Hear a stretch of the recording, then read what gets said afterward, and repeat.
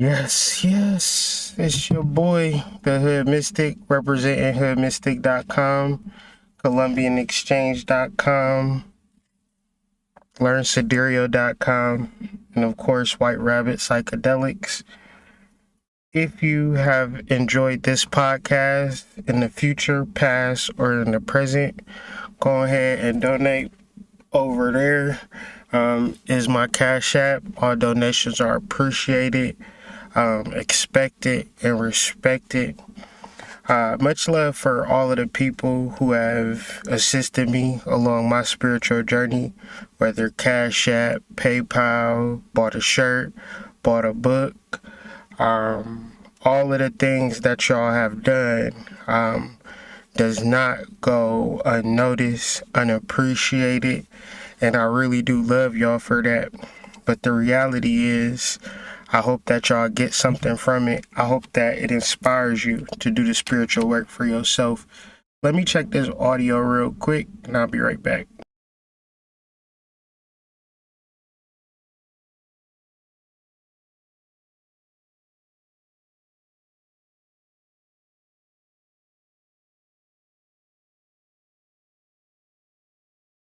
All right, we sounding good.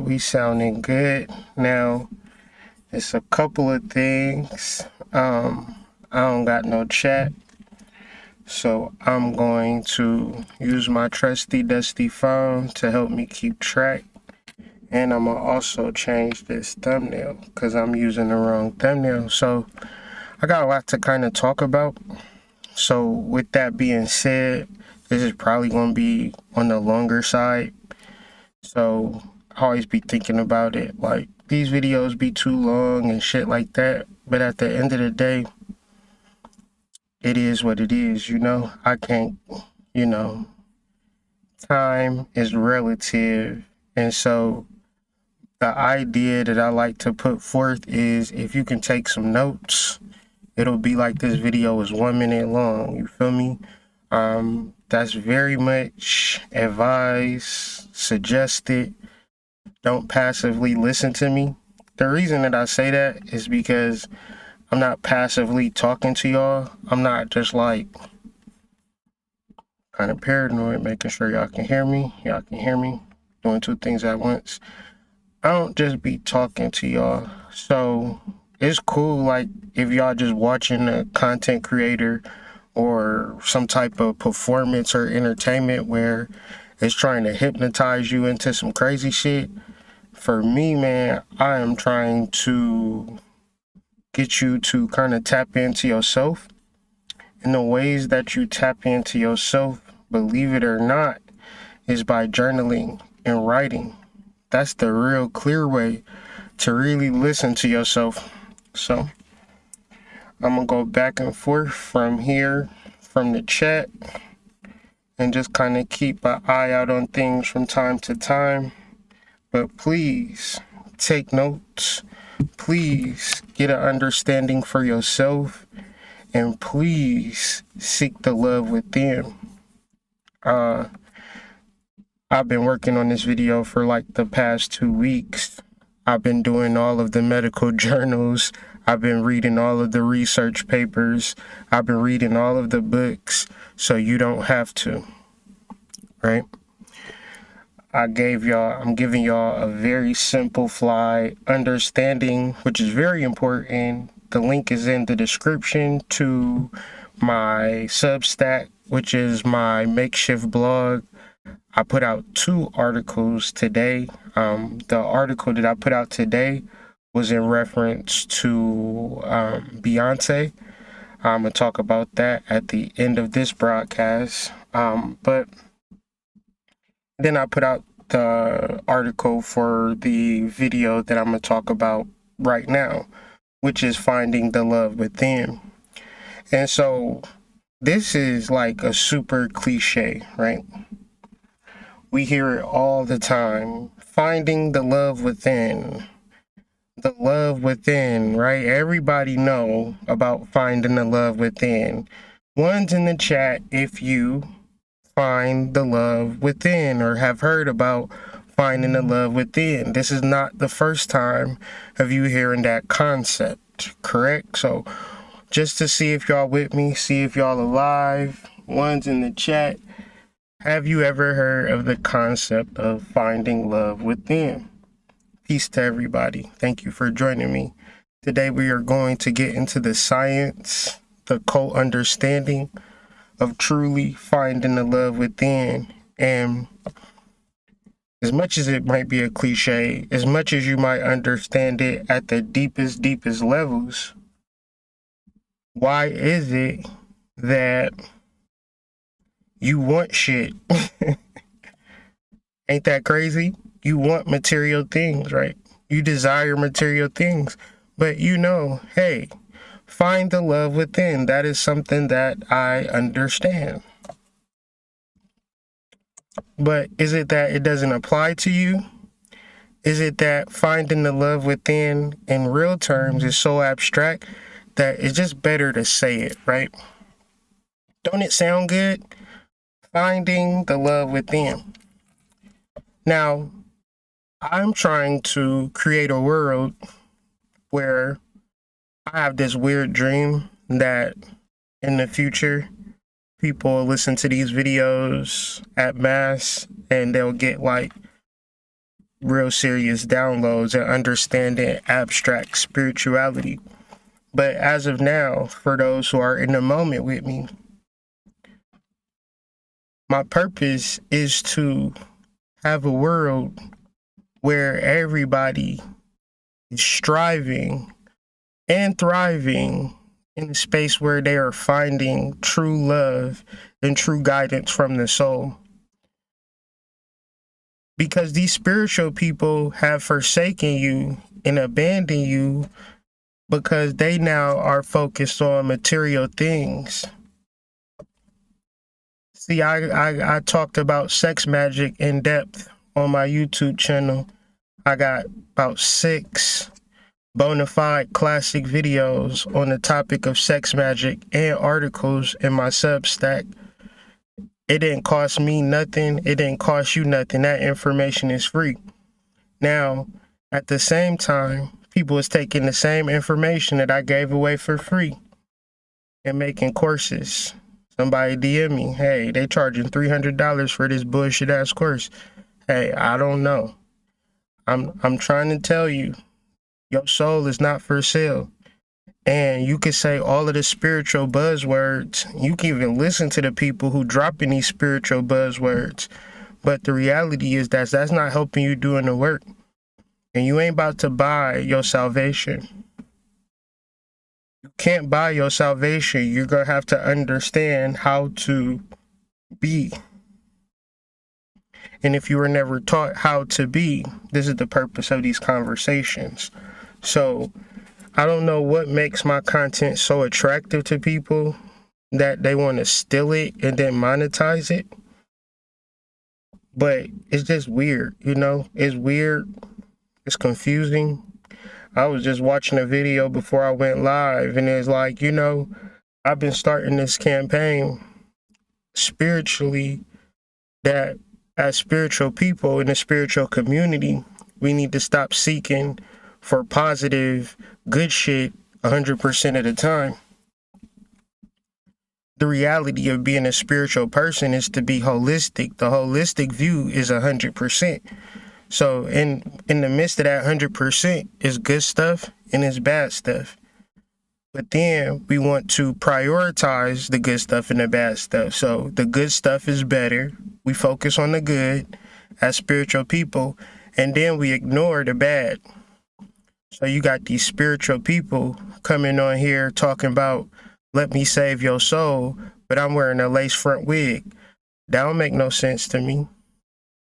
That don't make no sense. And I ain't perfect, but if I had to cover up my imperfections to get on here to spew hot garbage, then I would be here, I'd be renting an Airbnb or some shit. I'll rent a Lamborghini and do this whole video if I wanted to, send out the wrong message. So it's not easy. It's not easy to first understand And then number two, apply the understanding. Because you can understand everything in the world. Your first inclination is to start a YouTube page, to start a blog, to start a website, and start selling sage. Your first inclination when you hear this shit is, ooh, I can't wait to tell my mama. Ooh, I can't wait to start a coven. Ooh, I can't wait to unite with like minds. That's the spiritual buzz phrase. Press 1. Connecting with like minds. And the moment you connect with them like minds, you find yourself in the same situations as you did when you was with the gang members and the strippers. Press 1 in the chat. You find yourself in the same situation that you was with the hoes and the hustlers, with the same people that was saying Hotep and Nefra. These spiritual people that y'all see that be in Atlanta, they do more drugs, they have more sex than the strippers and the drug dealers. Because the spirituality is a facade. The thing about the strippers and the gang members, they ain't faking. They are who they are. So they're going to look at the negative with some form of temperance, some form of balance, because it matters, right? If I'm a stripper and I'm getting $1,000 a night, you might view me as a hoe. But if you have sex with me and I have sex with everybody at the club, 6 months from now, I'm not going to be making $1,000 a night. So it's better to think that I'm a hoe than to actually be a hoe.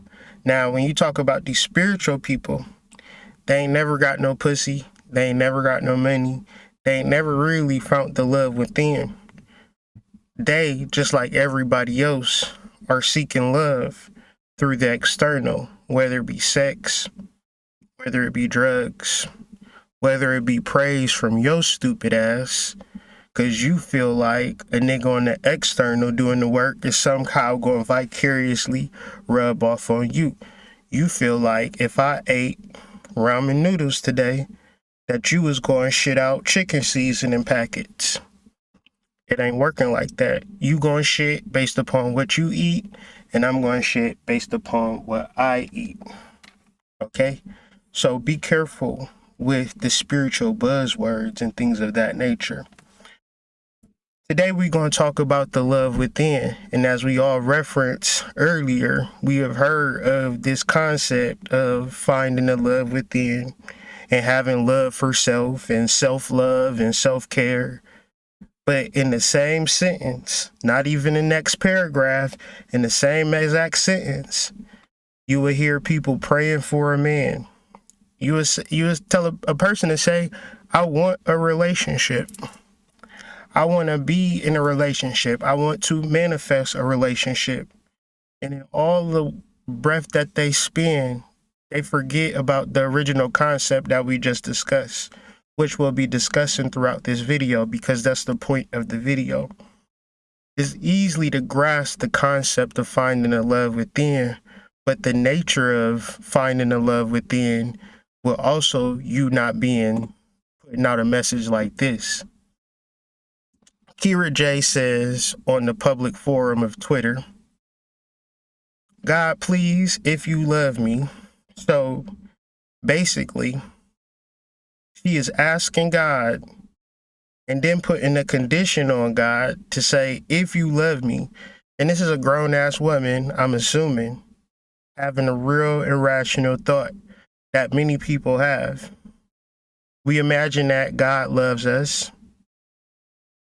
and we imagine that God is going to hear us in reference to what we got going on. God should stop everything that he got going on and pay specific attention to your love life. But this is the kicker. The intrinsic, the internal, the realistic and rational ways to increase your actual value in said relationships is not something that interests you. One's in the chat if that don't make too much sense. You would rather, one's in the chat if it don't make sense to pray to God versus doing the work to manifest the guy or the girl that you really want. Because a lot of niggas is like this too. They go into church just like everybody else. Preacher be like, I know somebody need to come up to the front and be saved again. Raymond Ta Un F Ra is walking up to that goddamn pew talking about Jesus forgive me, just so they can get some pussy next week. Please believe it. So I'm telling you, there is no way that you can find love by loving somebody else.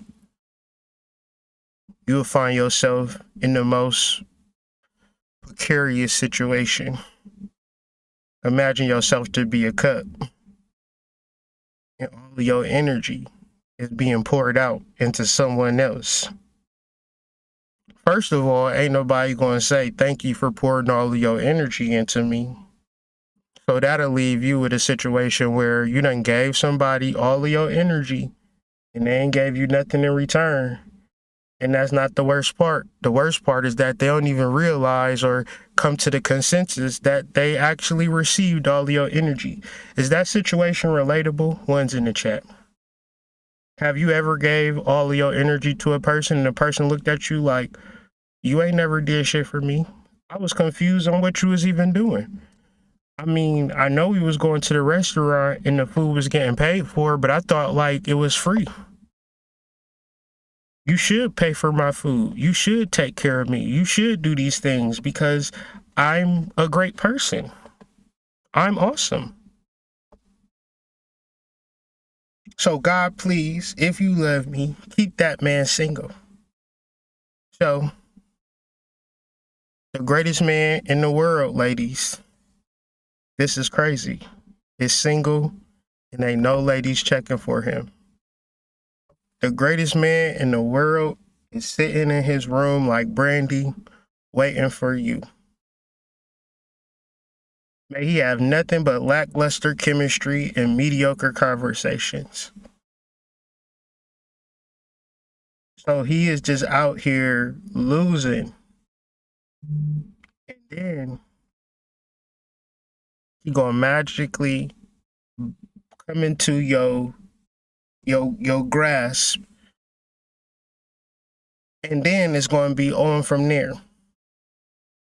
They're like, and I'm not picking on women. I know men like this too. I was just talking to a 17-year-old talking about his e-girlfriend and the e-sex that he been having. And I know that if a real woman ever was to talk to him, he would fold like a goddamn folding chair at the end of a wedding reception. And a whole bunch of your young cousins with a lot of energy and a lot of alcohol want to help out. They gonna be folding like a motherfucker, right? That's how these niggas would be if they ever got in contact with you. So a lot of it is social skills. A lot of it is generational, where like y'all was taught by the internet, y'all was taught by being isolated, and then when it comes to coming with another person, you don't have the skills.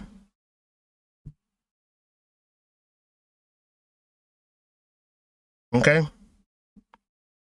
So let's play this back. May every woman he meets waste his time and play in his face until I'm ready. The reality is not to say that finding love is the result of a man falling and tripping and having negative experiences with women until he meets you. Because the reality of that situation, and I'm going to open y'all mind to something, is that he will be traumatized by women and then deal with you in the same way as the women who played in his face. And you could not be like that. The women who didn't have chemistry with him. And you could not be like that. So what I'm trying to say is, You don't need to play mind games with God to manifest a lover. You could take a direct path to find a lover. You don't gotta ask God to find a lover. God is telling you. God is always telling you. God is always telling you how to find love. And the purpose of this podcast, the purpose of this message is for all of us to find the love within. Before we try to find it in the perfect person, before we try to ask God to deliver the perfect person, we must become the perfect person. And I don't care if you are in a relationship. If you haven't found the love within, you are toxic. If you love yourself and the person in front of you don't love yourself, or both of y'all don't love yourself, the situation is toxic. How many times can we bear witness on relationships that are toxic? And we can see them from the outside, they are toxic, but the people that are in them, they may or may not know it's toxic, but they can't release it because they haven't found the love within themselves. So there's a lot of hijacking and a lot of, ransoming energy. I need X, Y, and Z before you can leave, or ultimatums and things of that nature. There is no direction ultimately, because as much as the cliche is the love within, have we actually identified it? And then we're spiritual only when it comes to relationships. One's in the chat. We're spiritual only when it comes to finances. One's in the chat. Then I got to hear about how broke y'all is and how much y'all struggling financially. Now you spiritual, but now you struggling with relationships. I want to cut through all of the fog, and I want to get to some real metaphysics and some real studying. So when you wake up tomorrow, you can be guided from and through into the soul. And it's like the soulmate. What's the key word in soulmate? Soul. How you gonna mate with another person's soul when you don't even realize the soul? You only realize the physical material reality for which you inundated and find yourself in constantly all the time. And the physical reality is not always like a Benz in a house. The physical reality is anything associated with the ego. So it's a wide brush of energies that human beings find themselves fascinated with. And one of the most interesting things human beings find themselves fascinated with is spirituality. Spirituality for most people is like them watching a basketball game and they like a fan or a spectator, but the reality of spirituality is that you a player, you a coach, you a owner. You gotta follow the plays and run the plays. Like you gotta get out there and embody your soul, become your soul. So the first thing when I was doing this, the concept of I deserve love, I just kept hearing it over and over again, but I wasn't hearing it as like a manifesto. I was hearing it as a concept that needed to be researched further. So as I began to study deserve, I was surprised at what it meant from an etymological standpoint. Took it from the Latin word deservere, to serve well, to serve zealously, from completely, servire, to serve. So to deserve meant to completely serve. So when a person said that they deserve love, it ultimately means that they will serve completely the concept of love. Even deeper, I found to be triggered by this at first, but the deeper I understood it, it tied into the last episode that we did with Amina Sola, the woman who was in the fire, in the chains. She was a slave to her higher self. And it's all symbology and metaphors for how we can reorganize our minds to become completely focused and devoted to our soul. One's in the chat if you should pay more attention to your soul than the news. One's in the chat if you should pay more attention to your soul than some nigga that you dating. One's in the chat you should pay more attention to some pretty girl that's giving you some pussy here and there. One's in the chat you should pay more attention to the latest conspiracy theory. One's in the chat you should pay attention to your soul continuously through the mode of meditation. So we get into the etymology of to serve, to be devoted, to be governed by, to comply with, to conform, to flatter. Originally, be a slave, related to service, a slave. So of course, I was triggered at first, but then it went further as you should really strive to be a slave to the soul. Because what has happened is that your mind has now become a slave to people's positive reactions, and everything that I've been doing up until this point is like being a fucking minstrel show. Niggas ain't laughing no more. People are starting to look at you with the sad face, you feel me? Like it ain't funny. But the reality of, you know, how they got the smile on top of the frown is because you serve in the audience when the truth is you need to be serving yourself. And to live for other people, it doesn't have anything to do with deserve. It doesn't have anything to do with serve. Like, you can't serve other people until you learn how to serve yourself. And sometimes in serving yourself, you learn to serve other people because that's the lesson that you're trying to learn. But in the back of your mind at all times, you're always in a space of, I am a slave to myself. I am completely devoted to myself.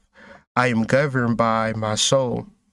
And so I'm laying down the groundwork or the framework to following your soul. But as I'm laying it down, I'm also going to say that most people are not going to listen to their soul. Most people are going to be rebellious to their soul. So when you read the Bible, a lot of times we look at it literally and we're trying to read the stories of people. But at another level, the Bible is meant as a metaphysical book. And what that means is it's a book about allegories that reference you, the reader, whoever's reading the Bible, with how to tap into their soul. Jesus being the Lamb, the one that resurrects, the one that is there for the revelation, is not an actual man walking in the desert, right? It is our soul. So in reference to the soul, there's a lot of allegories and parables because we live a long and complicated and complex life that is generally simplified when we realize and understand the spiritual unseen realm that is found within us. But instead of being a type of person that is following their soul, we tend to follow the world. So what that will look like in the analogy standpoint is becoming rebellious, right? Rebellious to God, rebellious to the soul. So there's a specific story in the Bible of Luke and John in the story of Lazarus. See, Lazarus was resurrected by Jesus in his miracles. But Lazarus had two sisters, Mary and Martha. This conversation is specific to Martha, or the ego, and how its very nature, no matter if you are a part of a spiritual coven and is coining itself as the most spiritual coven of all time, but it's requiring you to pay attention to the coven more than you pay attention to your soul, than it is you being rebellious to your soul. Church, temple, mosque. This is why we can look at these institutions and feel like they are evil and good at the same time. Because sometimes we need Mary. Sometimes we need Martha. But the problem is when we get so caught up in knowing what we know, as if all that we know is all we need to know. And so when we don't go back and forth or tap into the yin and yang symbolism, being the light within dark and the dark within light, we tend to always be on the short end of the stick internally. Because we are grown ass people. Y'all niggas done been to church, y'all niggas done been to the mosque, and y'all still don't get it. Y'all done been to the temple, y'all done been conscious, y'all done follow Orishas, and y'all still don't get it. Y'all are trying to use the spiritual solely to improve the external, because the external, based upon what you've experienced, is the all. And you know goddamn well that there's more to experience in life. You know that you need to learn more, right? But you can't just simply say, I'm going to learn everything that I need to learn from the books. You have to also say, I'm going to learn from the soul too, okay? I'm going to do both. So I'm going to study research-wise, books, internet, take notes. I'm going to do that. But I'm going to also meditate and observe. So let's read from Truth Unity, the metaphysical meaning of Martha. Martha is the sister of Mary and Lazarus. The three lived together at Bethany, and Jesus often visited at their home. In Luke chapter 10, verse 38 through 32, Martha and Mary represent the outer and inner phases, respectively, of the soul's activity in welcoming the inner spiritual teacher, which is Jesus. So niggas will bash the Bible, but then you be like, well, let's break it down metaphysically. Niggas done already threw it away. That's what it's called, throwing a baby out with the bathwater. If you don't understand the allegorical meanings for which being laid out for you, then you will be looking at the surface like, well, this don't make sense. This must be bullshit. Okay? The soul established in love. So this is very important. It's normal for y'all to tell me how much you loved your husband, how much you loved your wife. It's super weird and super rare to hear a person say, I love my soul so much that if my wife told me to go to hell, I wouldn't give a fuck. It's very rare for a motherfucker to tell me, I love my soul so much that if my husband said, I'm not paying your rent no more, I love myself so much, I'll pay my own damn rent. Because I'm not dealing with him to pay my rent. I'm dealing with him because I'm following my soul. Because you establish a relationship with anybody through a relationship with your soul. And when you do this, reading further, is always quick to discern the presence of true thoughts. So sometimes y'all be confused about this shit. Y'all be confused about these spiritual niggas.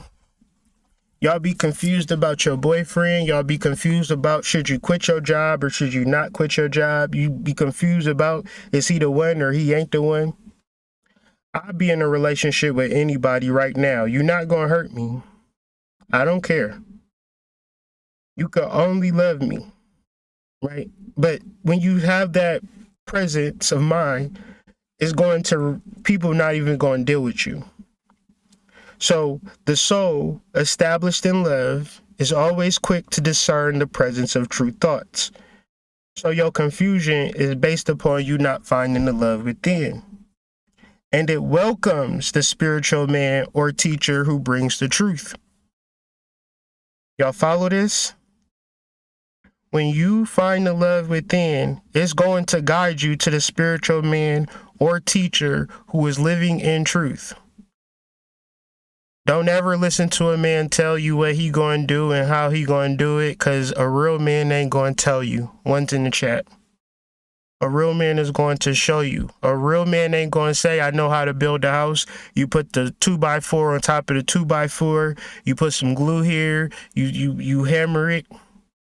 A real man don't even know how to do that. He going to just build the fucking house.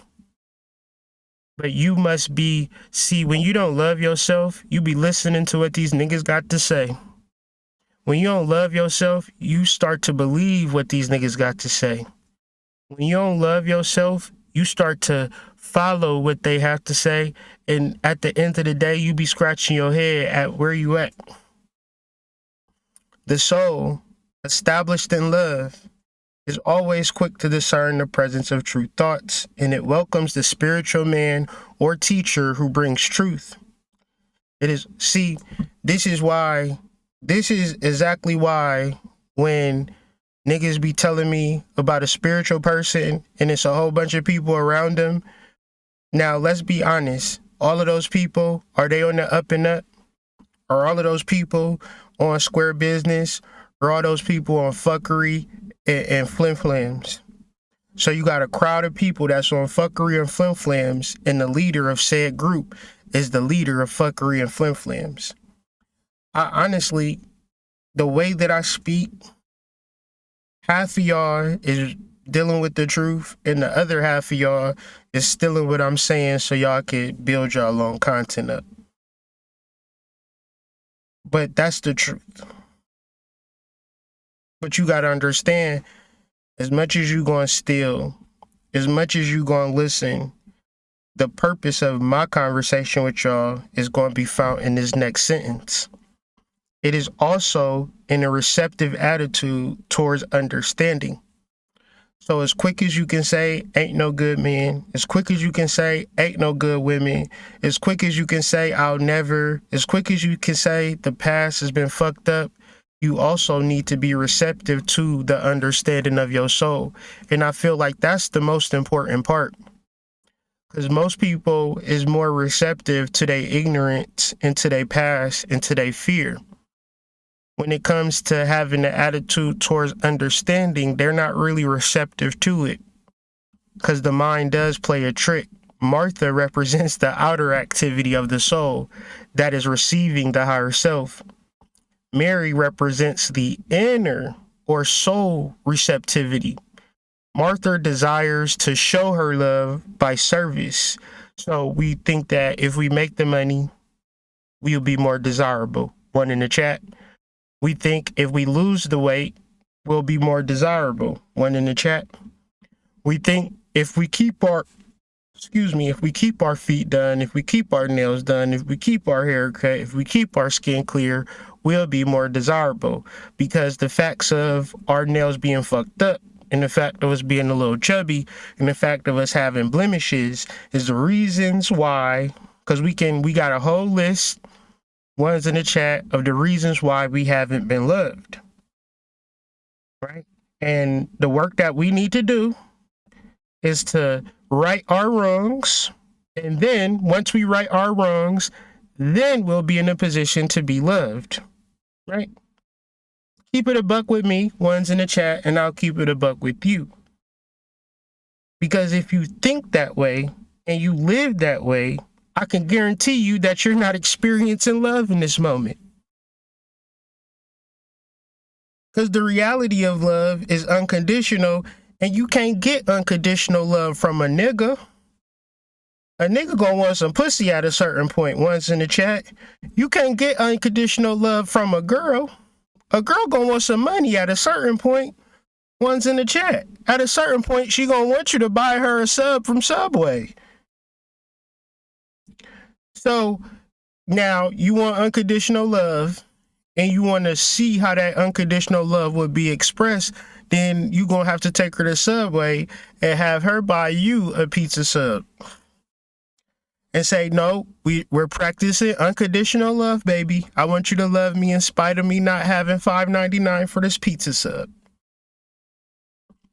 You're never going to get that. So stop trying to get that.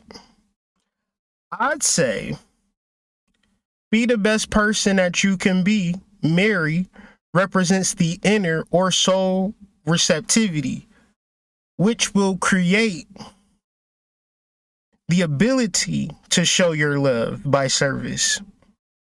It's reversed because we were children.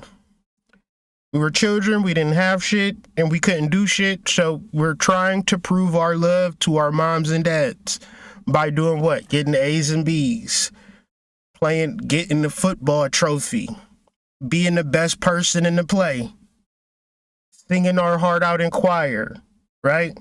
We're not doing that because we want to be good at that shit. Please believe that.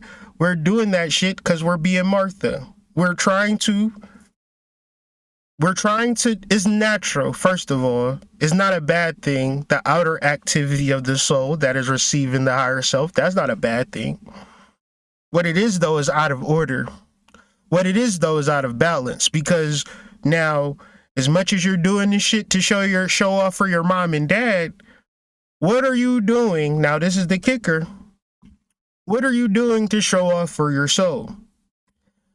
Because Lord forbid y'all niggas tell me how much y'all been fucking up meditating. Have you been waking up at 5 o'clock meditating every morning? You know what? I've been busy. I've been fucking up. Have you been making your mama proud? Yes, I've been doing my dance recital every day at 5 o'clock. My mama real proud of me. But my soul, fuck that nigga. I don't give a fuck about him, man. Your soul really want to watch you meditate. Like, that's your dance recital for your soul. You don't give your soul that. Make sense? Martha desires to show her love by service. Mary shows hers by learning at Jesus's feet. So Jesus's feet, which would be another allegory, an analogy. Where's the feet on the Kabbalistic tree of life? The feet are representing of Malkuth. So Mary shows hers by learning at Jesus's feet. So this is kind of abstract, but once you fill in the holes, Mary, in the story, Mary is washing Jesus's feet with her hair, right? But she also learning from Jesus by that process through osmosis. So another level is, how could we make this metaphysical? We make it metaphysical by wherever we at in life. Life is putting us there to teach us something, right? And it don't matter where we at, right? The circumstance is irrelevant. Malkuth is Malkuth. Like, you gonna wake up where you gonna wake up, right? What's gonna fuck it up? I'm here, but I wish I was there. So you get into a space of Mary learning at Jesus' feet, learning by Malkuth, like whatever it is that you need to learn in this present situation, you then outpour that in your waking everyday beta life, whatever you choose to do. So moving forward, both of these activities are necessary, but we should take heed that in our desire, both of these activities are necessary, but we should take heed that in our desire to serve, we do not forget our times of communication with our indwelling Lord. We should not set a greater value on active service than on quiet, loving receptivity to the spirit of truth within us. Can we read that again together? Can we read that again together? And after y'all read that together with me, I want you guys to put a 1 in the chat to say that you understood that, because we go into our next slide. But I'm not doing this video. Like, the most important part is that you get some gnosis, that you get some understanding. I want you to have a receptive attitude towards understanding. And so this last sentence is very important to me that you understand it. So we're going to read it. And after we read it, we're going to put some 1s in the chat. I'm going to put a 1 in the chat myself. We should not set a greater value on active service. So active service is anything that we do in the external world. Some of y'all is barbers, some of y'all are strippers. It don't matter. Whatever you do is active service. And us as human beings, we imagine that the most important thing in our life is how good we give a shape up to a nigga. Okay? And so you be like, what's wrong, Tone Tone? Man, I done nicked this motherfucking little kid up at work today. I was sitting in the back of the damn barbershop. Ain't nobody come sit in my chair for the rest of the damn day. That word spread fat as fuck. You know what I'm saying? And that's your whole vibe for the day. You just mad. So we should not set greater value on active service than on quiet, loving receptivity to the spirit of truth. Is it in these conscious niggas throwing fake sex magic courses? Is it in these fake conscious niggas doing bullshit meditation courses? Is the truth in these fake ass conscious niggas doing videos about nonsense? Or is the truth found within you?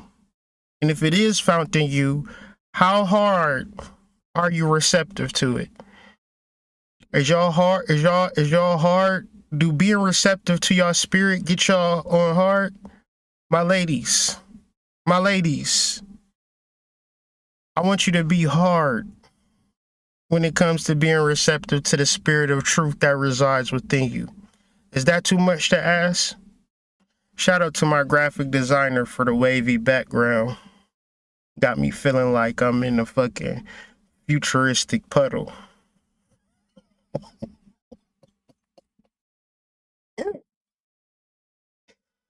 This nigga said a futuristic puddle. So, one of the things that really inspires me about life is love. Since I was a child, I've been fascinated with love. Like the concept of love. I'm very into love, right? The interesting thing with like people, I thought everybody was like, because I would watch certain movies and shit like that or read certain books and shit like that because I got a vivid imagination. So I just be like, shit, it's time to love. It's trying to get into some love type energy. I'm 37. I'll be 38 August 23rd. Motherfuckers don't be actually really feeling like they actually gonna be in love or like love ain't the most important thing. Niggas be really wanting to get like an extra $20 out they check or some shit. Like it be like niggas will forego love for like some petty shit. Like motherfuckers will be watching like the fourth quarter of a basketball game. It'd be a blowout. You already know who gonna win. Niggas will still watch it. Love be walking right by them. They'll be like, man, I gotta finish this goddamn game. Okay? Now, and I'm telling you, just because you in a relationship don't mean you found love. Because a motherfucker can use you. Listen, it's amazing to use a motherfucker. Because when a motherfucker don't love themselves, it puts you in prime position to be used. Some of us feel like we are in a relationship, but the reality is that you being used because love is not found in boy and girl or girl and girl or boy and boy or however you get down. Love is found within human being and soul. Let's go back one time for the 2 times because it's very important.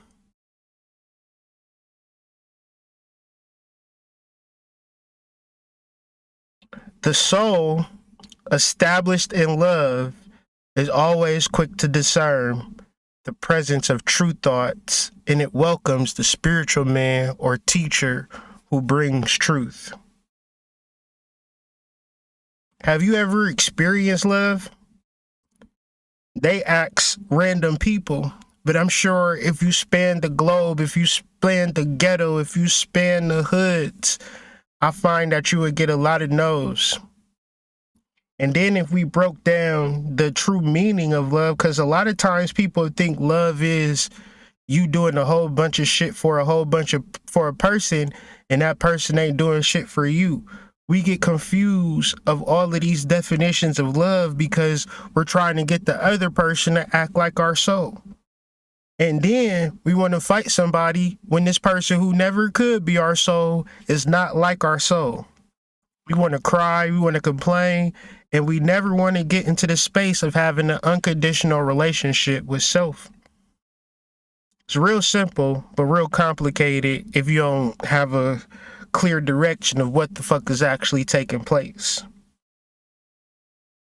So, in studying Aphrodite, the Greek goddess of love, you get into an overall understanding of why did people worship Aphrodite? Why did people worship these ancient goddesses of love? I've come to the conclusion that love is some hard ass shit to manifest. Love ain't easy to manifest. You more likely to get somebody to use you, one in the chat. You more likely to get somebody to play you, one in the chat. You more likely to get somebody to take advantage of you, one in the chat. When you find somebody that actually love you, say for instance, you do find somebody that love you, you probably fucked up that relationship by not reciprocating the energy. Y'all ever lost somebody? Y'all ever not been ready and played around with a person and they stopped fucking with you? Like, it's hard. And a motherfucker can get on here and say, well, I'm in a relationship, so I got it figured out. Why is it you the only person talking about your relationship? I would love to hear your wife's explanation of how she feel. I would love to hear how your husband feel, because you doing all of the talking. I don't think it is what you say it is, Mr. Ma'am. I promise you, you get into the nuts and bolts of a relationship, you would be like, God damn. God dang. That's why motherfuckers be like, it's better off being single, because these relationships is toxic as fuck. Ones in the chat. No, it's not luck. It's two people knowing the value of each other and working extra hard to keep each other. Some people say, I ain't working to keep nobody because I'm the prize, I'm the hot shit, I'm the greatest person in the world, and this person should be serving me. Y'all know what that does? It throws the whole shit off of balance. So yeah, motherfuckers will manipulate the hell out of your brain and your mind. Trust and believe me. People will manipulate you. And you can be gullible. People will manipulate you. You can be gullible. But you'll start to notice shit is start to be weird emotionally and mentally. You know where that's coming from? The relationship off balance. Right now, we talking about partnerships. And as motherfuckers want to talk about love all day, people tell you love, but can't give you the nuts and bolts and the mechanics of love because they manipulating you. Motherfuckers rather tell you love than show you love. Because to show you love is not the same as telling you love. I can say I love you till I'm blue in the face and then treat you in a way that make you kiss my ass, and not in a good way. Not the good kisses, not the tender kisses. The rancid and nasty kisses, okay? So now you could be in a position or in a place where you got this man eating out your hands, you done manipulate this girl or whatever. You also gonna have to know that that situation is gonna be short term. Fate will intervene. When you start to study Greek mythology, they'll start talking about Thanos. They'll start talking about Morpheus. They'll start talking about Aphrodite. And these are all energies that'll come up in when you least expect it. And then when you look at life and how it manifests, like down in Atlanta, right? It's a husband and a wife, right? The wife is a daycare center owner, right? And her husband is a retired police officer that drive the buses for the kids. Tell me why they charged this man with molesting the damn kids. And so I guess they went somewhere to talk it out. They went to go hide out and shit. And she would ask him about it. And she said he went to 0 to 100. She done shot this man 2 times. Shot Shot him in the neck, shot him in the leg. He in critical condition or stable condition, one of the two. She ain't gonna shoot no random man on the street.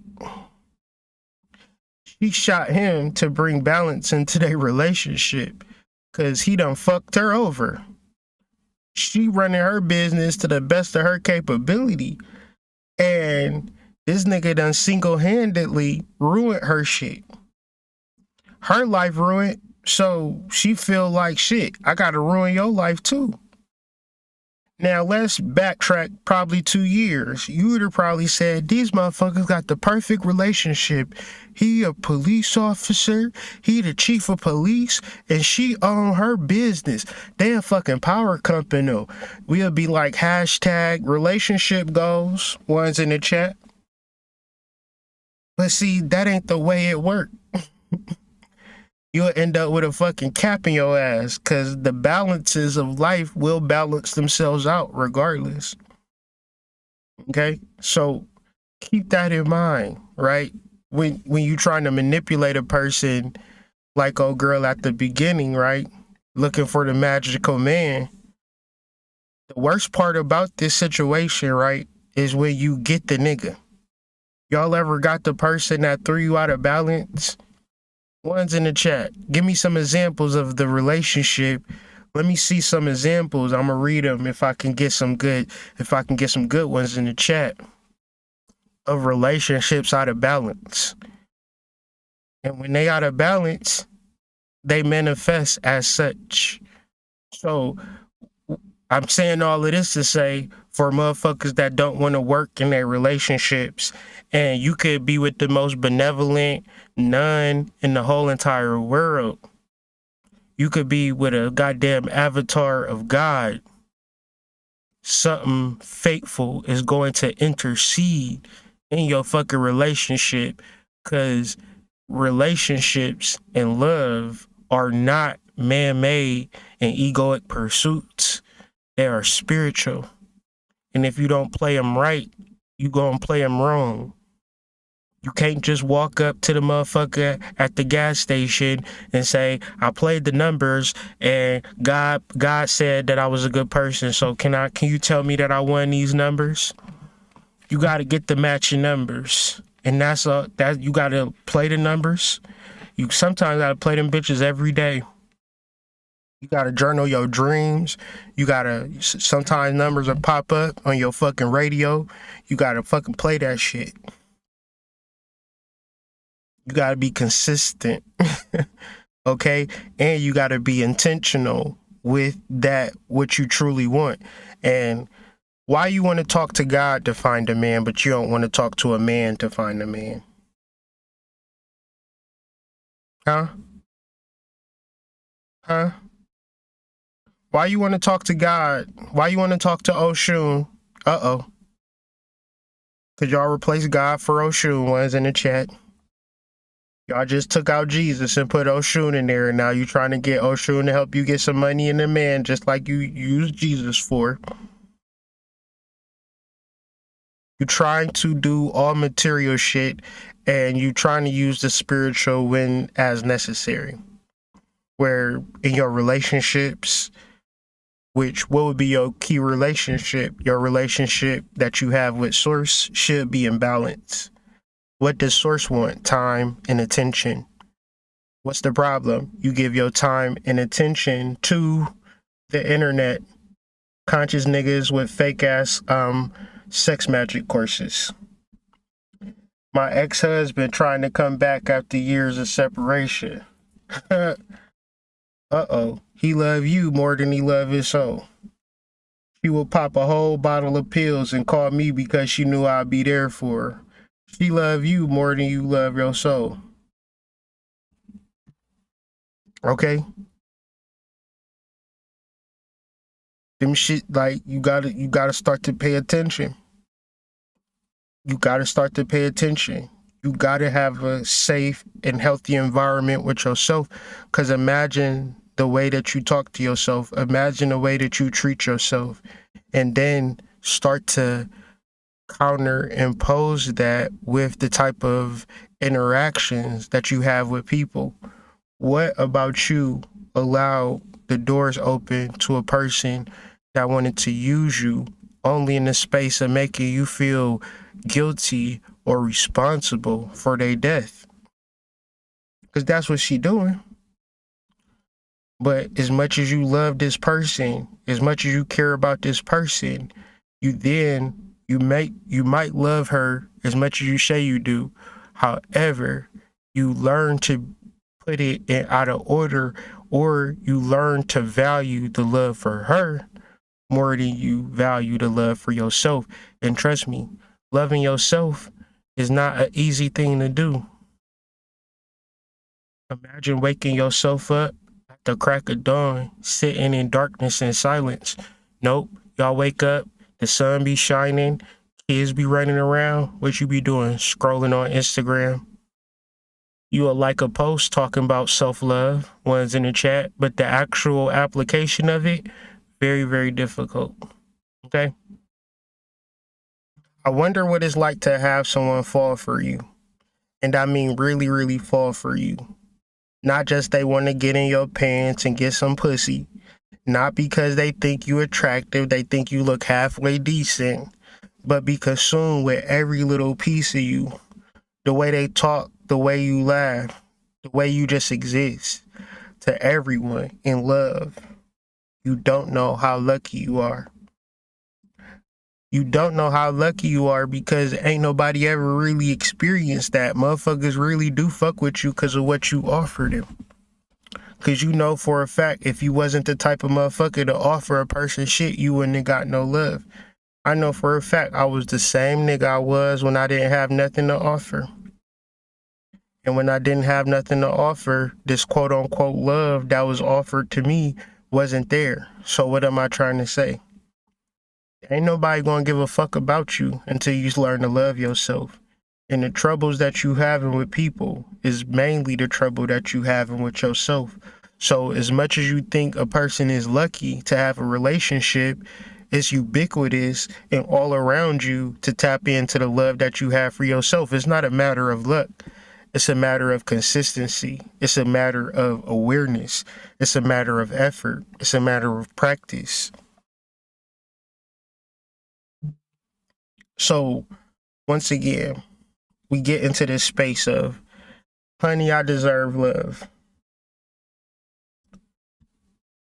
I deserve love.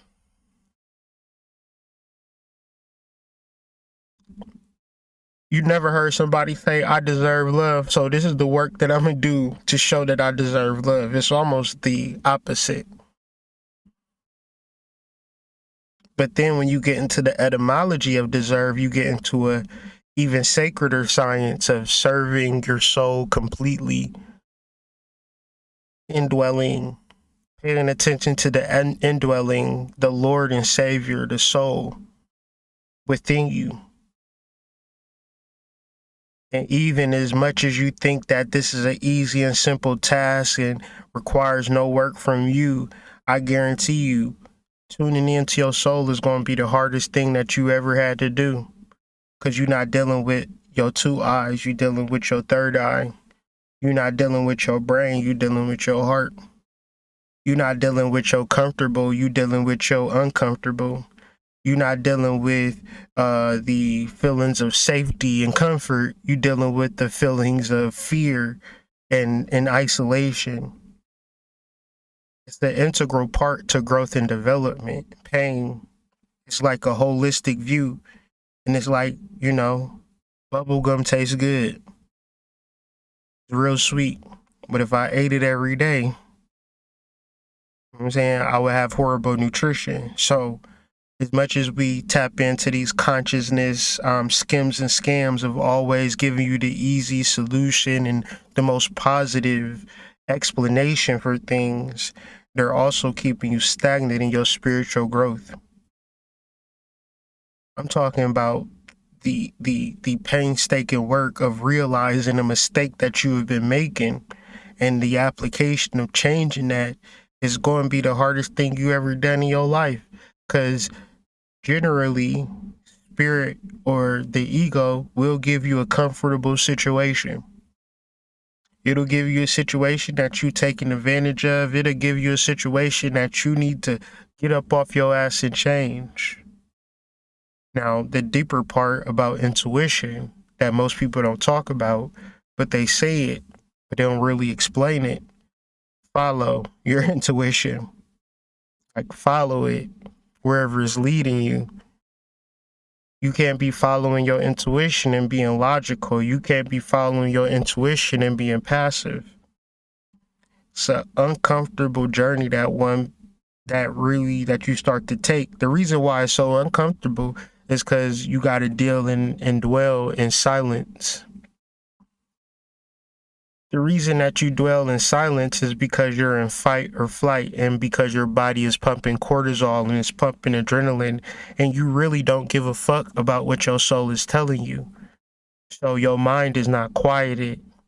So as much as we're saying practice meditation, it might take you 5 years to get to a point where you're in a space where your mind is quieted, that you can actually listen to your soul.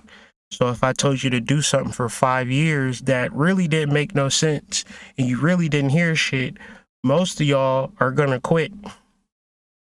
Most people are not going to give a fuck about the spiritual journey.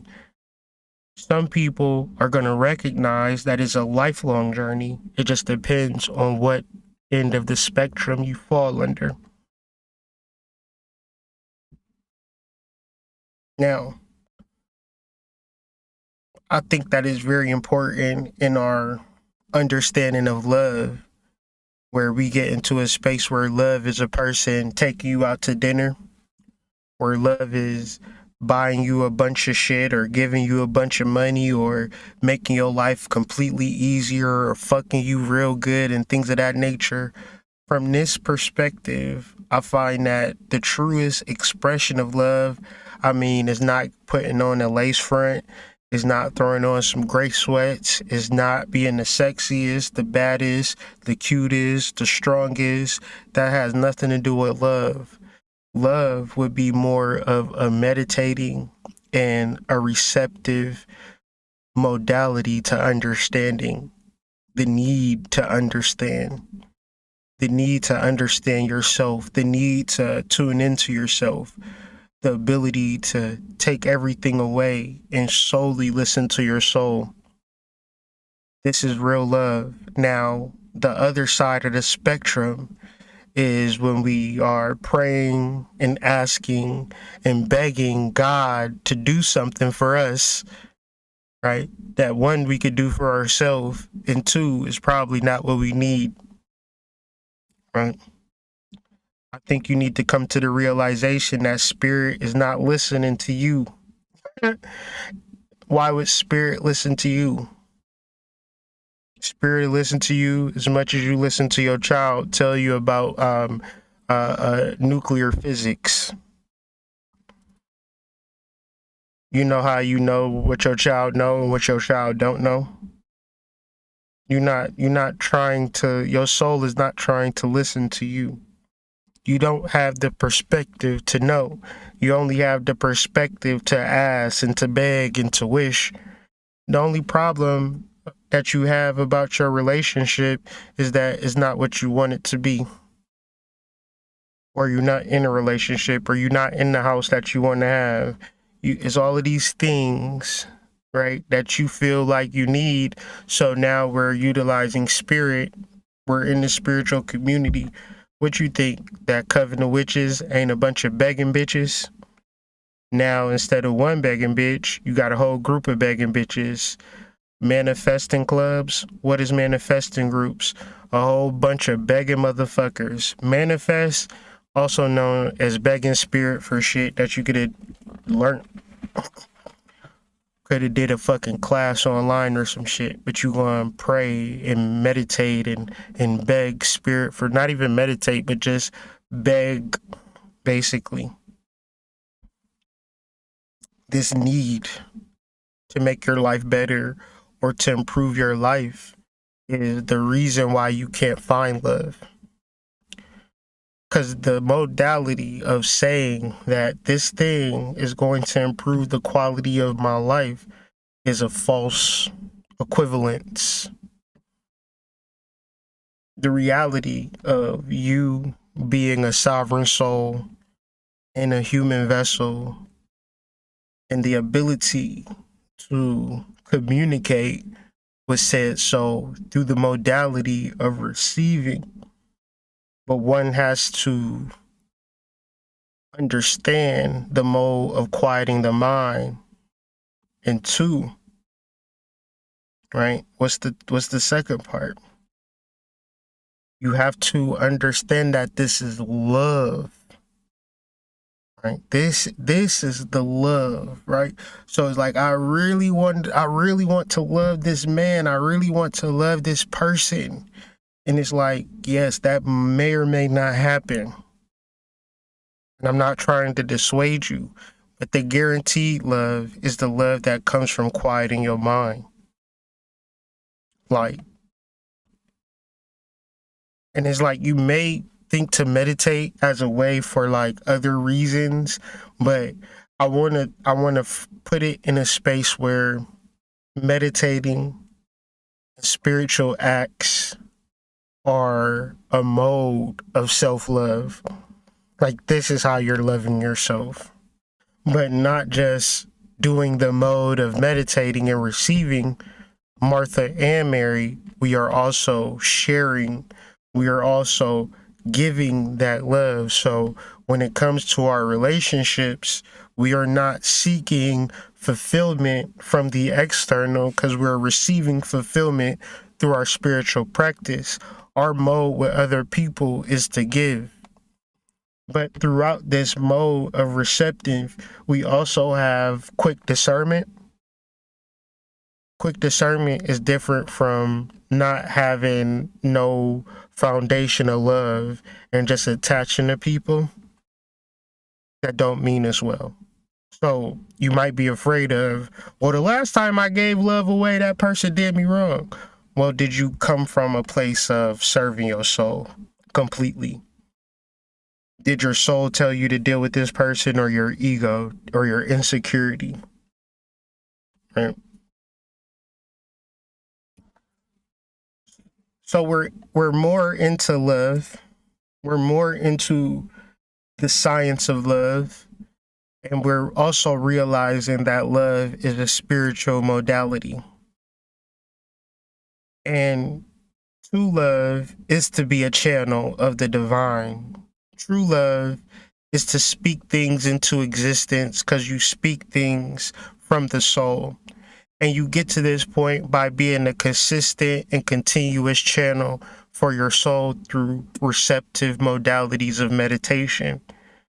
And you're listening, learning, journaling, and you also get into a space that you speak in the affirmative. So I would never ever say that I can't find love. That's not my truth.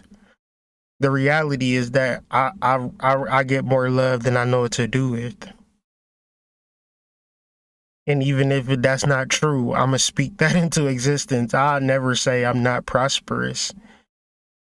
I literally just gave my last dollar to a bum on the street like that was my last dollar of cash, but I don't worry about money. When you start to really get into your spiritual work, it's two things you're not going to worry about: love or money, right? Now, if love and money is on the top of your list, that's because you are not connected to source. Because source is always going to give you money. Source is always going to give you love. You a channel for it. You are a magnet to it. Ever since I've been a channel for the divine, I've never had to worry about money, and I've never had to worry about love. I get love in all types of flavors and ways.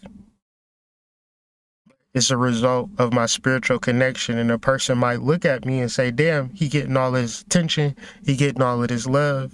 But if you look at that and you see that, I'm also saying it can happen to you too.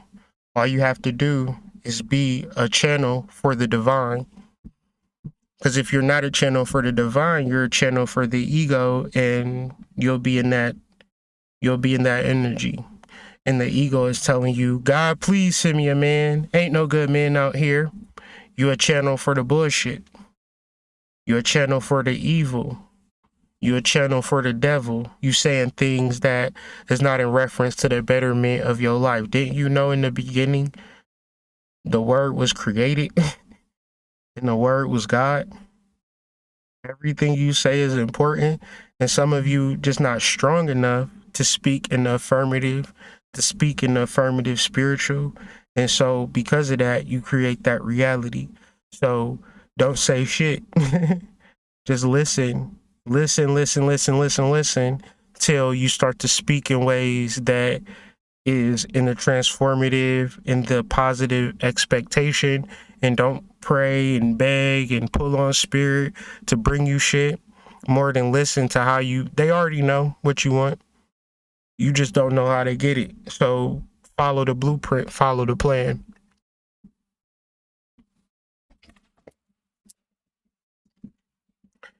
In Hindu religion, which is like a connection between Aphrodite, Diana, Kali Ma, and it's this mother energy, but this mother energy is like very violent. But I think it's a play on words, no pun intended. There's also a different type of energy, goddess energy, mother energy, that's named Vak or Vake or Vas. And Vas, like Kali, is an energy of purification or death, protection, offerings, and communication. Her symbols are the spoken word and fresh flowers. The Balinese Hindu goddess of charms and incantations. Vak joins today's celebration using her powers to banish any lingering shadows or negativity from our lives. Now, we're going to personify her, meaning that it's a person, but the personification means it's a human quality. So it's a human quality, but it's also a person. So the person is Vak. The quality is the voice. And what does the voice do? It banishes any lingering shadow or negativity from our lives, but it doesn't do it vicariously just because, we're just great people. You're going to have to tell me what you want, right? You're going to have to tell me what you're willing to offer. You're going to have to tell me how great life is going to be and show me how great life is going to be by your actions. But your actions and your words, they should match, right? One's in the chat if your actions and words should match. So if the word is God, not the word within itself, is the word in the action, because the outer and the inner is one and the same. And sometimes we think if we could just say the shit. Y'all ever had a person that's just saying the shit but not having no intention or acting it out? That's not really sacred. That's not really spiritual. That's not going to get you to the promised land. Say what you're going to do. Traditionally, Vak is present in any sacred words that convey occult power and knowledge. This is especially true of mantras that reaffirm, sustain, and shelter one's soul. So you can say a whole bunch of stuff in reference to, I hope this man is a good man. I hope this job don't never do me wrong. I hope this house don't never break down. And all you doing is cursing yourself. What should you reaffirm, sustain, and shelter? Should you reaffirm the job? Should you reaffirm your wife? Should you reaffirm your husband? Should you sustain your relationship? Should you shelter your relationship? Should you shelter your job? Or should you do all of these things for your soul? So when we are communicating, we could communicate from the ego, but we could also communicate from the soul. That's the power of words. But if all of your words is based upon what you see with these two eyes, you missing out on the third eyes. What is the third eye? The third eye is the seat of the soul, okay? So the seat of the soul, what is the soul doing? The soul is sitting down and is looking, right?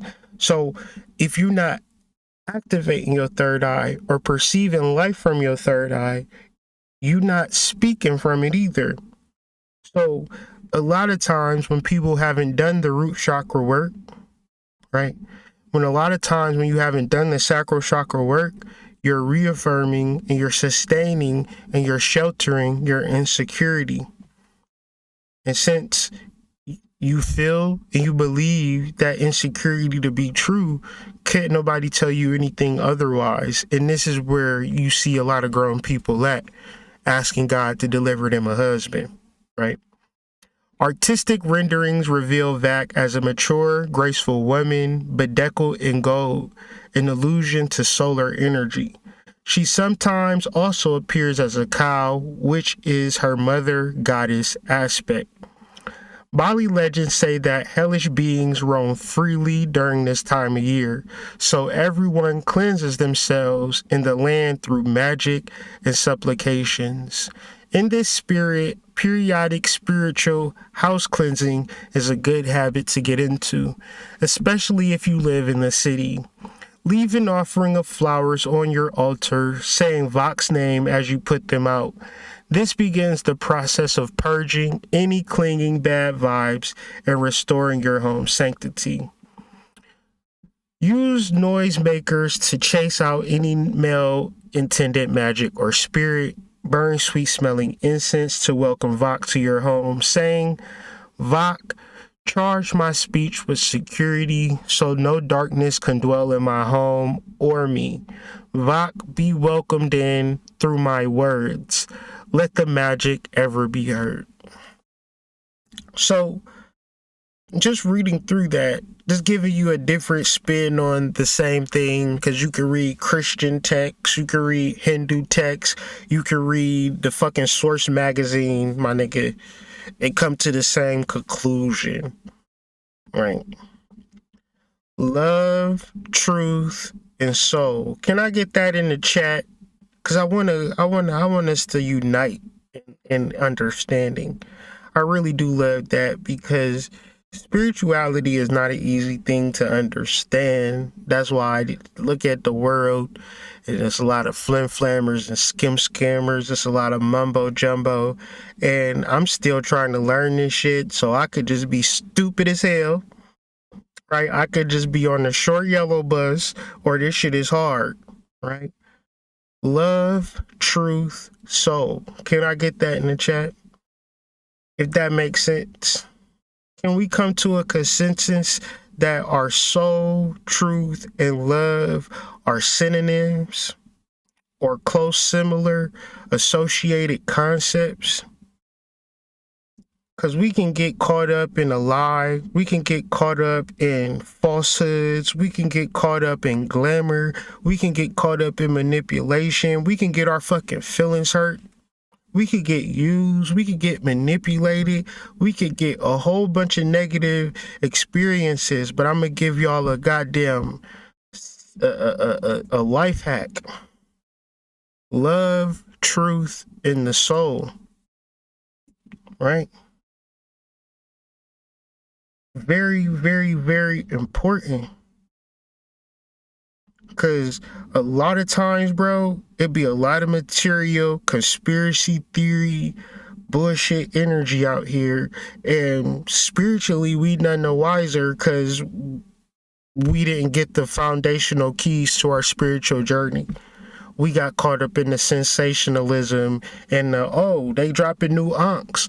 Oh, they dropping new hats. Oh, they dropping new clothes, right? But I really will hope that a person will listen to this broadcast and understand the work that I put in these messages and begin to open up some doorways in their mind to be able to show discernment in this everyday life. And one of the key discernments can be found in 1 Corinthians chapter 13, verse 6.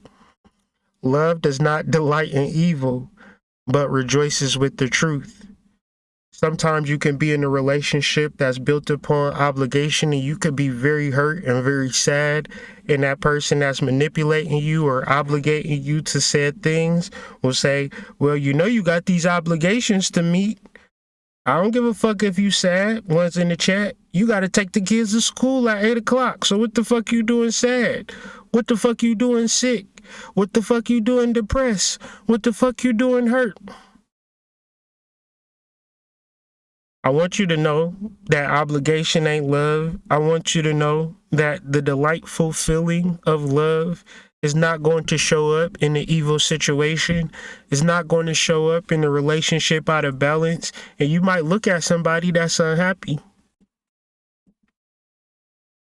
Don't hope for them to one day wake up and be happy.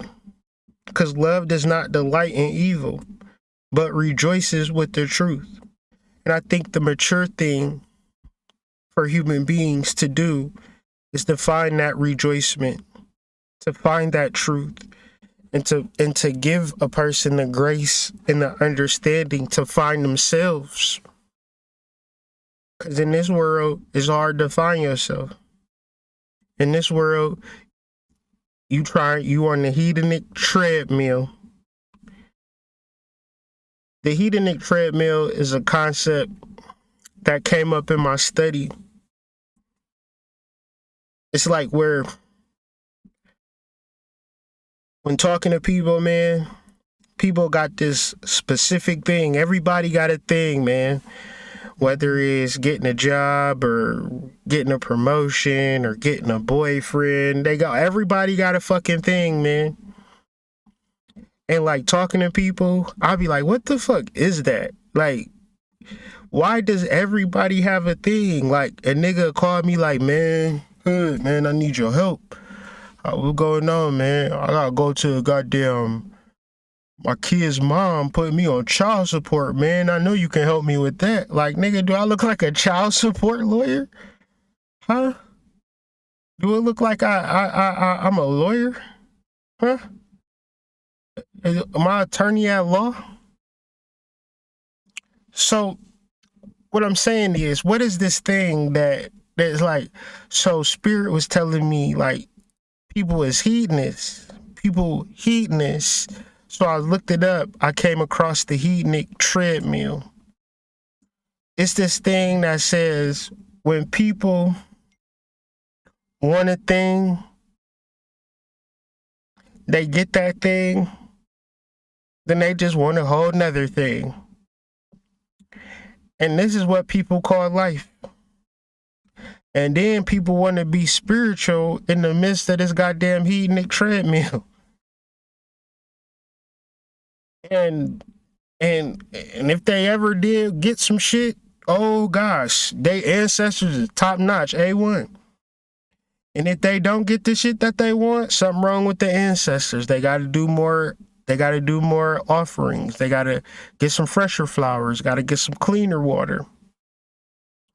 I find this to be a problem because when you utilize spirituality to get shit in return, even though you utilize these two modalities, you tend to use them out of balance, and you tend to value the things that you getting without value in the process.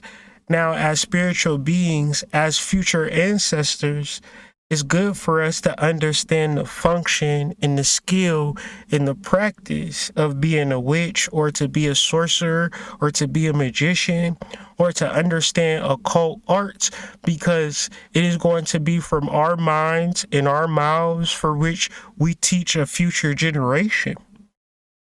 So it's not just for us to utilize this spirit just for, getting a new car or getting a new apartment. And say, for instance, you do need a new apartment. Say, for instance, you do need a new car. If you just learn, if you just grow, if you just listen in spirit, your soul gonna guide you to 10 cars. Your soul gonna guide you to 10 houses. Your soul gonna guide you to 10 lovers. So just understand evolution, understand creation, understand pleasure. Don't nobody want to hurt you. Don't nobody want to block you. But you can block yourself a lot of time by your ego. And your ego is centered in hedonism. Your hedonism is centered in desire, and a lot of the work and effort that you put in is to obtain and enjoy material and physical things. And it don't seem bad until you want something else. And it don't seem bad until you want some more shit. And it's people to this day just going on their next vacation, buying their next car, or buying their next shit from Amazon, right? They not even trying to grow. They not even trying to progress. So it's like, how do you get off the hedonic treadmill? You get off the hedonic treadmill by simply elevating and getting to a level of dealing with your soul, listening to your soul, and your desires and the things that you want are not important. What's the trick though? What's the trick? You gonna get 10 times more than what you wanted if you would just get off the treadmill. That's the trick. So my little presentation, man.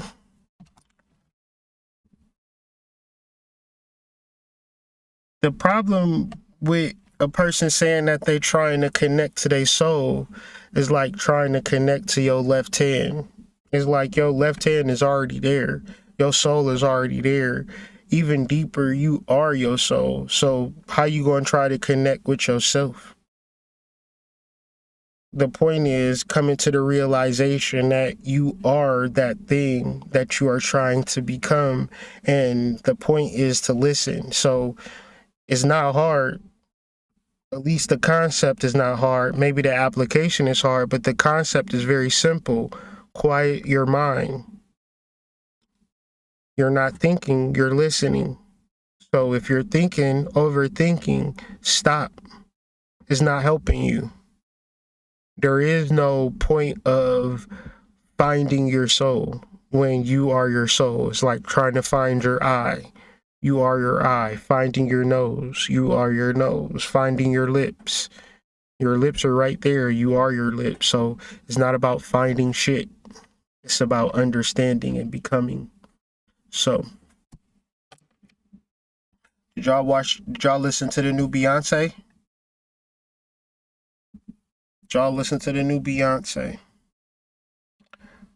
At first, I was like, I can't get jiggy with this shit. And then I remember all of the work that we've been doing on this goddamn channel with these damn videos and shit. I was like, oh shit, she right in alignment. So it's a couple of things. She's on the horse, right? But she not sitting on the horse, she mounting the horse.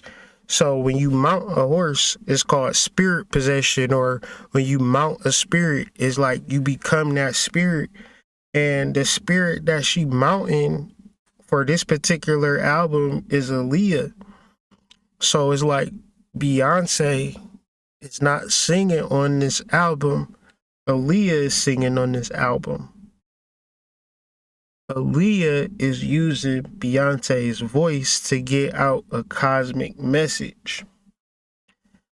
I know it sounds far-fetched. I know it sounds crazy, but that's what's happening. But I don't feel like it's bad. I feel like it's extremely good. I think Beyonce is a true witch, even back to the Lemonade CD where she was mounting. Who did she mount for that CD? Oshun. She did the whole Oshun Yemaya ritual for the Lemonade song. So she a witch of the highest order because she get attention. So it's like if she drop a CD, like any witch can do witch shit or do a spell or mount an energy, but who gonna give a fuck about it, right? But when Beyonce do it, a lot of people gonna pay attention.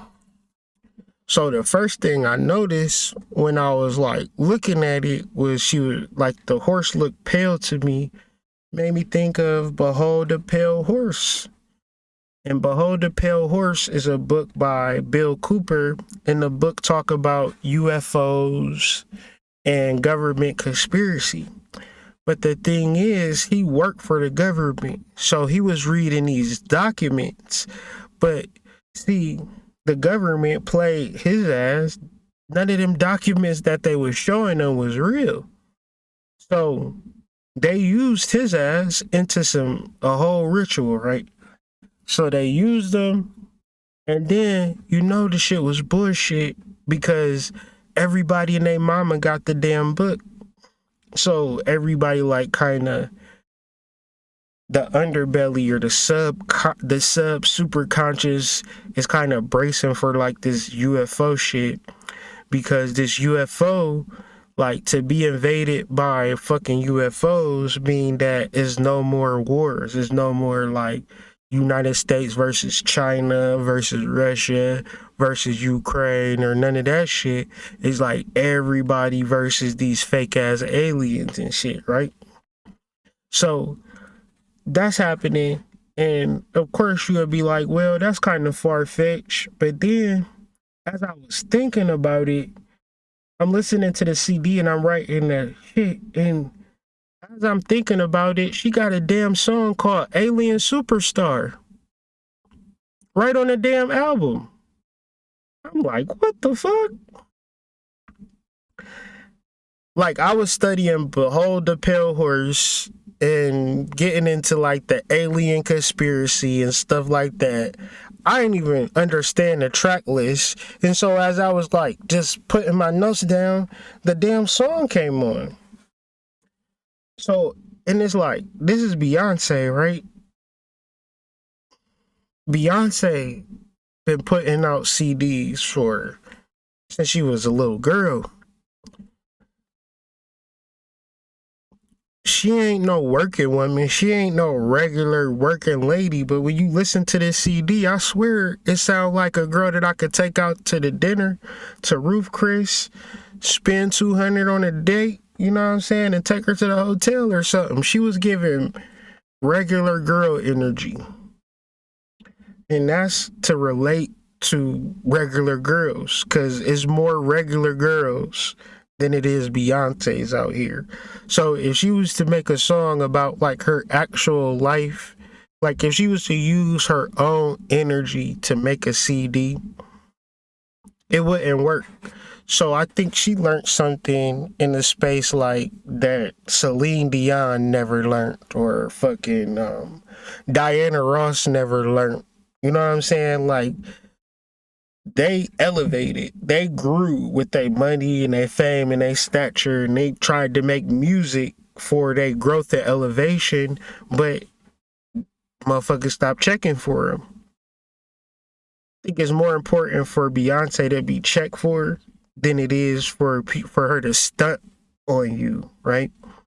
Another aspect of the witchcraft is the removal of the ego, which when you listen to the CD, when you listen to the music, it's a lot of drum and bass and dance music. Now, this is fucking Beyonce. Beyonce good for a Halo. She good for a goddamn Dangerously in Love. She good for a Signs, a ballad, some mid-tempo shit. No. Like, Church Girl is probably the song that's the most like non-danceable. But even that song, it'll be hard not to dance to. It's like that Drake song. Kiki, are you with me? Sign me, 'cause I want you. That Church Girl give you that type of vibe. So it's like that New Orleans type dance music. So it's a dance CD. Now, dance is straight up voodoo, right? Dancing is voodoo. If you look at the Voodoo Tarot deck, the Chariot card is not called the Chariot card, it's called the Dance card. But you gotta think, everything is turning dark, and the way that it's turning dark is because of the music. So it's her and it's Drake, and I don't know if they good people or bad people, but I know that they trying to change the energy with the music. They're trying to change the frequency with the music. And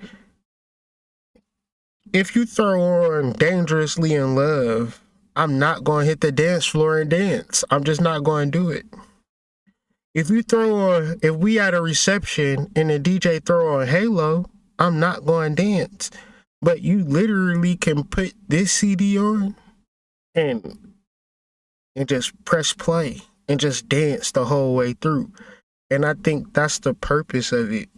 I personally believe if you listen to this CD from beginning to the end and you dance the whole way through, that'll be the equivalent of doing a voodoo seance or some shit. Like, because dancing is not of the ego. Dancing is of the spirit. When you see a dude that got a lot of money, that's like a gangster or a thug, he not going to dance, right? Because he filled with ego.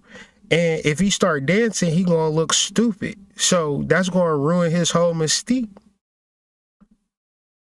When you base your life in ego, you can't really dance like that. But then you might go to a club. You ever go to a dance floor and see motherfuckers dancing that can't fucking dance? They can't dance at all, but they on the dance floor anyway, but you too cool to dance? What we talking about? Ego and spirit.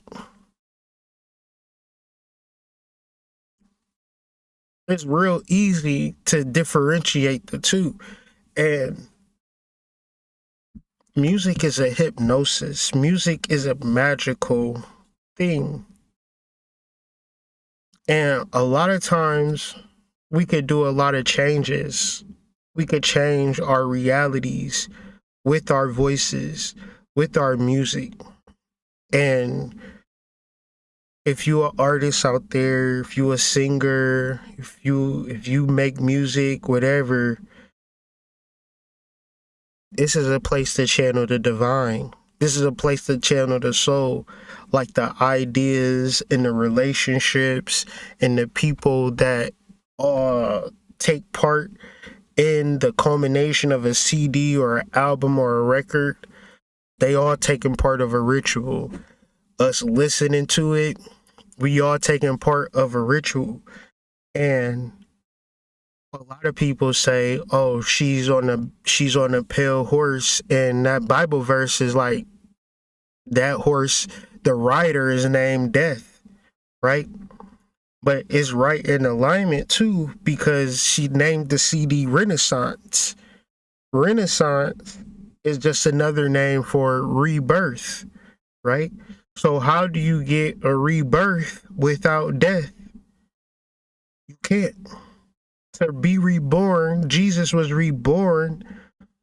The soul is reborn through the death of the ego. Okay? And this is what she's showing you. We know very well that Beyonce is a millionaire, but she putting out music about a 9-to-5 and how much she hate her boss, and like, and it's like, everything is magic. Everything is a soul. And as much as we feel like that person is great and I'm lower, what we need to start understanding is that we are all one. And when we can actually play our part in the conjuring, in the spell, in the channeling, we'll start to see changes. Man, we are black people. We are spiritual people. We are witches. We are sorcerers. We are magicians. And the reality of the CD is that she's just doing her part. And so what I took from it all was, it inspired me to do my part, to channel my spirit, to rebirth my spirit by killing the parts of me that do not serve me in the future. To get up and dance, to raise the vibration, things like that. Very much excited about the future, very excited about the content that I've been putting out. So I wrote a blog about the album. I also wrote a blog about finding the love within. I'm very happy to be done with both of those blogs and, come to work tomorrow and work on some more stuff. I'm gonna cut up this video and put it out for the people who didn't want to sit through, a 2-3 hour live. But yeah, I'm just getting active because I know the work that I do is more of the spiritual, more of the divine. And the more that I work, the more that I put forth energy is more of the divine or more of my soul that is channeling through me. Because the reality is that I could have just been a regular person. I could have just got a job. I could have just, worked at FedEx or some shit like that. But my soul had a different understanding. And the reality of it is that nothing that I could ever go through will break my soul. You feel me? And that's a powerful message. And I hope that we all can live in that truth. We all can live in that reality. And we all can find our place in the world. Outside of the ego, but really our truth, our truth found in love, our truth found in channeling our soul. This is a new frontier. This is new territory. But if we're willing to open our minds and our eyes, then we'll be able to see, this new direction. But with all of that being said, I do hope y'all enjoyed the podcast. Please share, please subscribe to the channel if you haven't, and check the links in the description. Subscribe to my Substack and be on the lookout for new content. Also, search for the Collective Podcast. Follow me on Instagram too. I'll be sharing videos, sharing all types of stuff on Instagram. Follow me on Instagram, but definitely subscribe to the Collective. We'll be going live on Wednesday, and we'll be having the dopest conversations on the internet. So I want people to take part in those. If you want to be a part of the Collective, DM me on Instagram. But yeah, we are definitely having a conversation and doing this work and spreading this message. So if you want to take part, hit me up, Mama Mystic, Course, White Rabbit, Psychedelics, get your microdose capsules. But if you enjoyed this, if you learned from this, if you took some good notes, give me a little donation, $ Hood Mystic 38, Cash App. If you don't do Cash App, need some other ways to pay, send me a DM. I'll give you the whole list. But yeah, hope you enjoyed it. I'm about to head home, get some sleep, get ready for another day. Peace. Y'all have a good night.